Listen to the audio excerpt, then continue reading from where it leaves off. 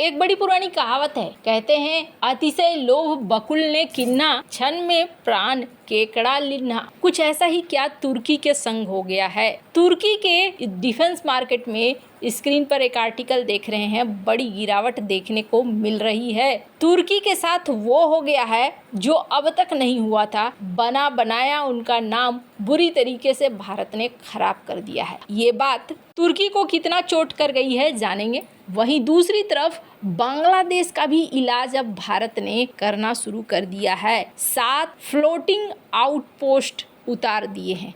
आखिर भारत करना क्या चाह रहा है बांग्लादेश के साथ? जियोपॉलिटिक्स में बहुत कुछ चल रहा है। हमेशा की तरह CIS न्यूज नेटवर्क के इस एपिसोड में जानने को मिलेगा बहुत कुछ। आइए जानते हैं इन खबरों को विस्तार से। तुर्की की इकोनॉमी जो पहले से ही तंगहाल है, वैसे अक्सर इन देशों को देखा गया है जो देश दूसरे के घर में आग लगाने के लिए पैसे निकालते हैं, उन देशों का फिर अपना घर बचता नहीं है। अपने घर की स्थिति पाकिस्तान जैसी ही हो जाती है और ऐसा ही इस वक्त तुर्की के साथ होता हुआ दिख रहा है। इनकी इकोनॉमी बड़े संकट में है, लेकिन इस संकट के बावजूद तुर्की ने क्या किया, भर भर कर हथियार भेजे पाकिस्तान। तुर्की को लगा था ये बढ़िया मौका है, ठीक वैसे ही जैसे चाइना को लगा था कि ये बढ़िया मौका है, अपने हथियारों का जलवा दिखा दो और जलवा दिखाकर यहाँ पर अपने डिफेंस मार्केट चमका लो। और ऐसा इन्होंने पहले भी किया है, कोई बड़ी बात नहीं है। इस तरीके की चीजें रूस यूक्रेन युद्ध में देखने को मिला, आर्मेनिया अजरबैजान युद्ध में देखने को मिला। अपने ड्रोनों का नाम चमका दिया तुर्की ने और अच्छे खासे खरीदार भी मिले इनको। तुर्की ने जो किया उसको लेकर भारत सरप्राइज नहीं था। स्क्रीन पर आप देख सकते हैं क्या कहा गया विक्रम मिस्री के द्वारा, जो कि भारत के सचिव हैं। उन्होंने कहा कि हाँ जी, तुर्की ने जो किया वो ऐसा नहीं है कि हमारे लिए चौंकाने वाली बात थी, चौंकाने वाली बात नहीं है। वैसे तुर्की कभी हमारा ट्रेडिशनल सपोर्टर रहा भी नहीं है, इसीलिए हमारे लिए कोई बड़ी बात नहीं है। कभी भी तुर्की ने हमें सपोर्ट नहीं किया है। ये कोई नया नहीं है कि तुर्की ने पाकिस्तान को सपोर्ट कर दिया। मतलब भारत तैयार था और इस तैयार भारत ने तुर्की के लिए सबसे बड़ा झटका दिया। तुर्की के डिफेंस उद्योग, विशेष रूप से इसके ड्रोन जैसे बायरकतार TB2 ड्रोन, इन्होंने हाल में दुनिया भर में नाम कमाया था। इन ड्रोनों को यूक्रेन रूस युद्ध में शुरुआती सफलता के लिए जाना गया, जहां इन्हें रूसी सेना के खिलाफ काफी ताकतवर माना गया।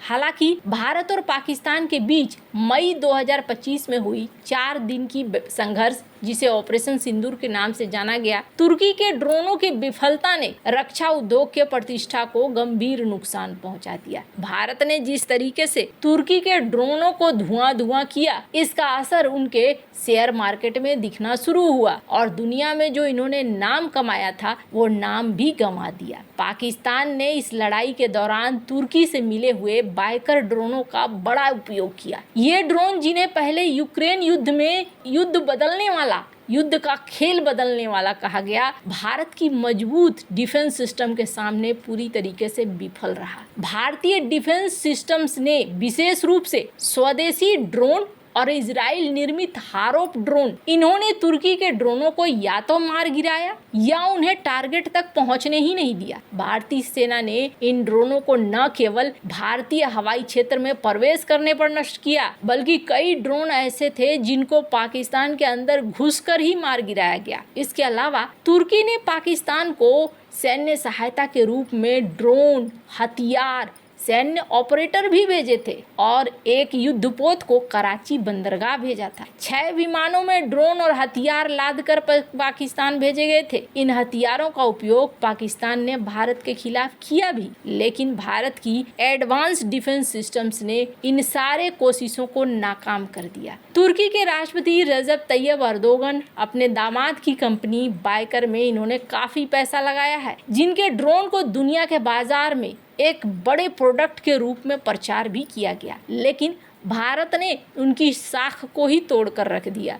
तकनीकी कमियां निकलकर सामने आने लगी। बायरकतार TB2 ड्रोन, जिन्हें पहले यूक्रेन में काफी ताकतवर माना गया, भारत के आगे पानी भरता हुआ नजर आया। रूस ने भी इन ड्रोनों को जाम करने में सफलता हासिल करी थी। भारत ने भी यही रणनीति अपना ली। तुर्की के ड्रोनों के असफल होने का मतलब हो गया तुर्की के हथियारों की विश्वसनीयता पर सवाल उठना। पहले इथोपिया, सोमालिया, और लीबिया जैसे देशों में इन ड्रोन का उपयोग सफल रहा क्योंकि उनके पास ऐसा कोई डिफेंस सिस्टम नहीं था। लेकिन भारत जैसे तकनीकी रूप से एडवांस देश के खिलाफ इनके सारे नाकामी निकलकर सामने आ गए। अब जो देश खरीदने वाले थे, बड़ा सारा पैसा लगाने वाले थे, वो यहाँ पीछे हटते हुए नजर आए। वैसे आपको बता दूं, तुर्की का पाकिस्तान के प्रति खुला समर्थन और भारत के खिलाफ हथियारों को भेजना भारत और तुर्की के संबंधों को खराब कर गया। भारत ने तुर्की की कंपनियों पर एक्शन लेना शुरू कर दिया और अब देखने को मिल रहा है कि इसका असर उनके डिफेंस मार्केट में भी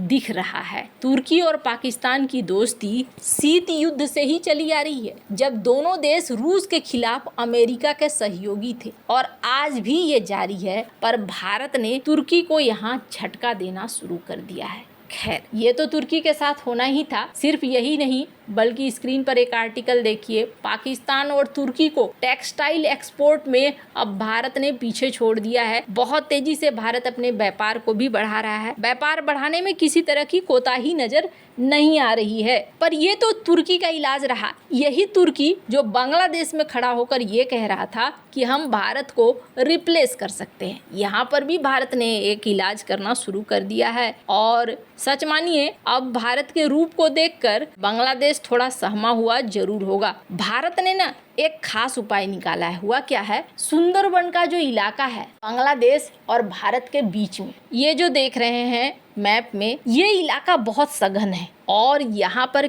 जंगल बहुत है, पानी है, नदियाँ हैं। अब होता क्या है, ये सुंदरबन का रास्ता एक तो भारत के लिए खतरा भी पैदा कर रहा है, क्योंकि यहाँ से बहुत सारे घुसपैठिए भी कहा जा रहा है, अवैध तस्करी करने वाले गिरोह भी इन इलाकों का फायदा उठा लेते हैं। तस्वीरों में ही देखने को आपको मिल रहा है, काफी सघन इलाका है ये। तो इस इलाके को लेकर भारत के लिए टेंशन बनी रहती है। अभी हाल ही में खबर आई जिसमें ये कहा गया कि इस इलाके से कुछ लोगों को पकड़ा गया। 24 घुसपैठिए इस इलाके से घुसने की कोशिश कर रहे थे बंगाल में। अब भारत ने यहाँ पर 7 नए चेक पोस्ट, जो कि आने वाले 6 महीने के अंदर ही ऑपरेशनल हो जाएंगे। लेकिन ये चेक पोस्ट कैसे होंगे, जहाज की शक्लों में होंगे, तैरने वाले बीएसएफ के चेक पोस्ट होंगे। ये आउटपोस्ट पूरे इलाके में फैला रहेगा ताकि कोई भी घुसपैठिया, कोई भी तस्करी इस इलाके से भारत के तरफ हो ना पाए। धीरे धीरे ही सही,